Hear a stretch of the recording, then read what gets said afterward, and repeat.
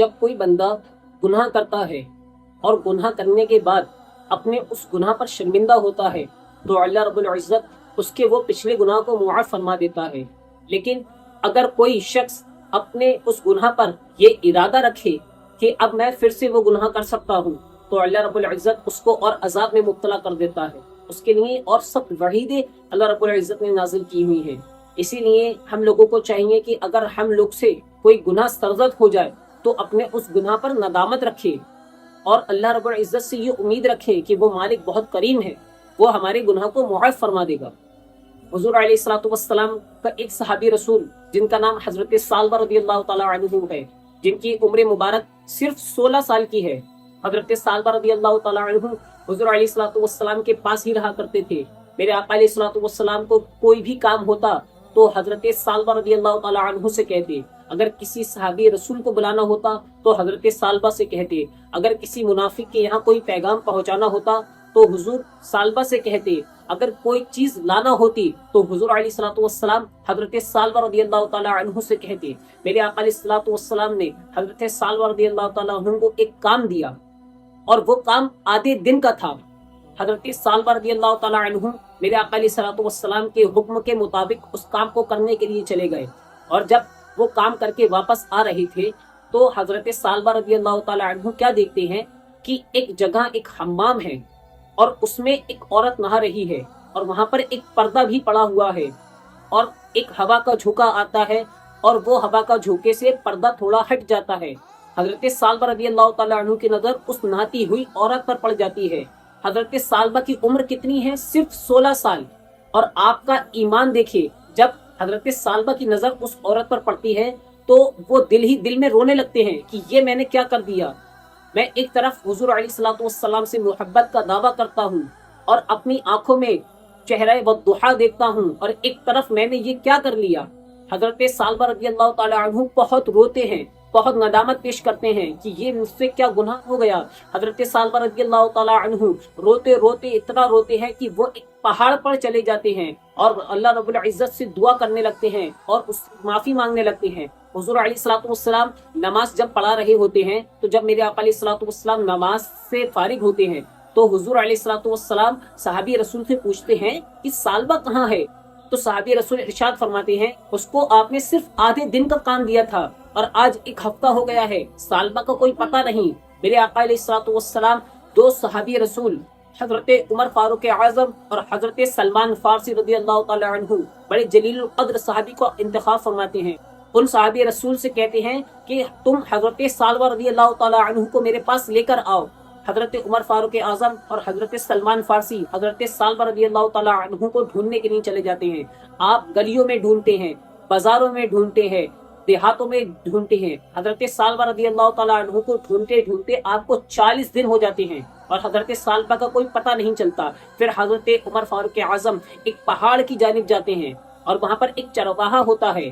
حضرت عمر فاروق اعظم اس چرواہے سے پوچھتے ہیں کہ تم نے کیا ایک بچہ دیکھا ہے کہ جو بہت خوبصورت ہے، جس کی عمر 16 سال ہے، قد اتنا ہے، رنگ ایسا ہے؟ وہ چرواہا کہتا ہے کہ مجھے ایسا تو کوئی نہیں معلوم، لیکن ہاں ایک بچہ ہے کہ جو پہاڑ پر اتنا روتا ہے کہ جب وہ رات کے وقت روتا ہے تو اس کی رونے کی وجہ سے ہماری بھی آنکھوں میں آنسو آنے لگتے ہیں۔ وہ اس طریقے سے اللہ رب العزت سے معافی مانگتا ہے۔ حضرت عمر فاروق اعظم رضی اللہ تعالی عنہ سمجھ جاتے ہیں کہ ہو یا نہ ہو یہ ثعلبہ رضی اللہ تعالی عنہ ہی ہے، تو حضرت عمر فاروق اعظم اس چرواہے سے کہتے ہیں کہ کیا وہ یہاں آتا ہے؟ تو وہ چرواہا کہتا ہے کہ ہاں وہ یہاں آتے ہیں اور تھوڑا سا دودھ پیتے ہیں اور پھر واپس چلے جاتے ہیں۔ حضرت عمر فاروق اعظم کہتے ہیں کہ وہ اب کب آئیں گے؟ تو وہ چرواہا کہتا ہے کہ اب ان کے آنے کا وقت ہو چکا ہے۔ حضرت عمر فاروق اعظم اور حضرت سلمان فارسی کی ایک جگہ کھڑے ہو جاتے ہیں، ثعلبہ رضی اللہ تعالی عنہ کو آنے کا انتظار دیتے ہیں۔ جیسے ہی ثعلبہ رضی اللہ تعالی عنہ تشریف لاتے ہیں، حضرت عمر فاروق اعظم ان سے پوچھتے ہیں کہ اے ثعلبہ، تو کیسا کمزور ہو گیا ہے، تیرے چہرے پر اتنی ندامت کیسی؟ تو حضرت ثعلبہ رضی اللہ تعالی عنہ پورا ماجرا اپنا بیان کرتے ہیں کہ اب میں حضور علیہ الصلوۃ والسلام کے سامنے جانے کے قابل نہیں، اب میरी आंखें हुजूर अलैहिस्सलाम के जाने के लायक नहीं, मैं उनको नहीं देख सकता जिस तरीके से मैंने जो फेल कर लिया है। हजरत सालबा रज़ियल्लाहु ताला अन्हु बहुत रोते हैं। हजरत सालबा रज़ियल्लाहु ताला अन्हु भागने की कोशिश करते हैं, लेकिन उमर फारूक आजम उनको पकड़ लेते हैं और हुजूर अलैहिस्सलाम के सामने ले जाते हैं।